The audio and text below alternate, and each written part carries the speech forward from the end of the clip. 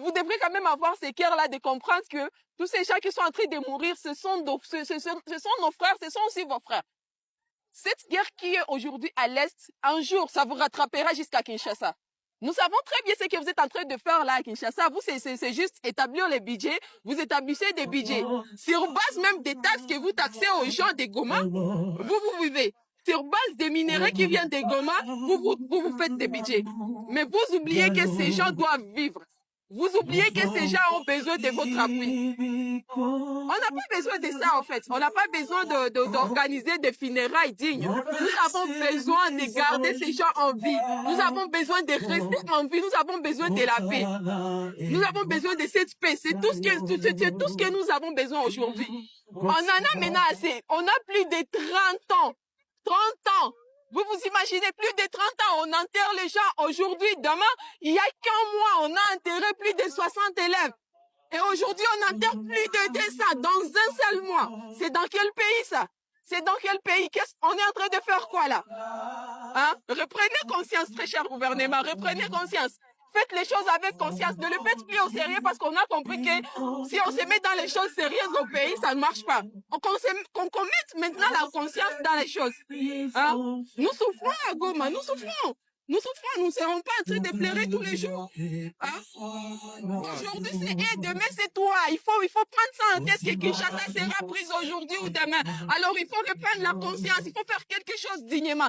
Aider ces gens qui sont dans des camps de déplacés. Ces gens ont besoin d'appui, ils ont besoin de vous. Vous attendez à ce que le mois prochain aussi vous enterrez les 200.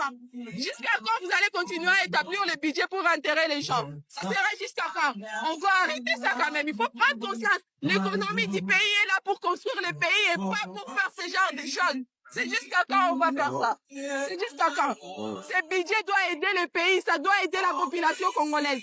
Pas organiser de funérailles tous les jours, on en a marre. Voilà, vous avez entendu de notre sœur qui est native de Goma. Toi-même, tu es né pendant la guerre. Et beaucoup d'autres jeunes qui sont là aujourd'hui. Il y a des activités qui devaient se passer. On a refusé à la jeunesse de s'exprimer. Qu'est-ce que tu peux dire en rapport avec ça? Est-ce que la jeunesse de Goma aujourd'hui qui lutte contre les injustices a le droit de manifester, a le droit de se soulever ou de dire non à tout ce qui se passe? Moi, ces messages, je dois les passer à la jeunesse. Ouais.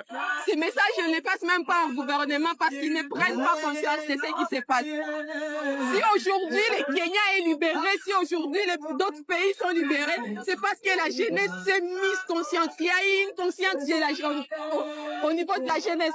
Il faut que la jeunesse s'élève. On sera en train de nous interdire jusqu'à quand? On doit manifester cette colère, on doit manifester. C'est une réalité. Est-ce que ça, c'est pas vrai? Vous ne vivez pas ça. Vous ne le voyez pas. Est-ce que quelque chose que nous avons implanté? Non. Vous le vivez, c'est réel. Vous voyez, ce sont des cercueils, ce sont des gens qui sont à l'intérieur. Et pourquoi la